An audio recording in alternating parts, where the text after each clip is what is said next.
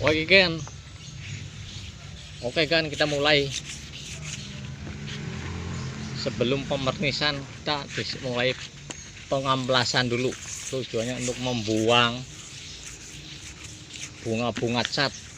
Agar apa? Agar hasil lebih maksimal, biar halus dan bisa menghasilkan cat yang kinclong. Lihat aja prosesnya kan, diamplas dulu kan. Lihat ya kan, ya perhatiin ya kan. Tujuan mau dipernis harus diamplas dulu. Oke kan, perhatiin kan baik-baik supaya menghasilkan kerjaan yang lebih maksimal.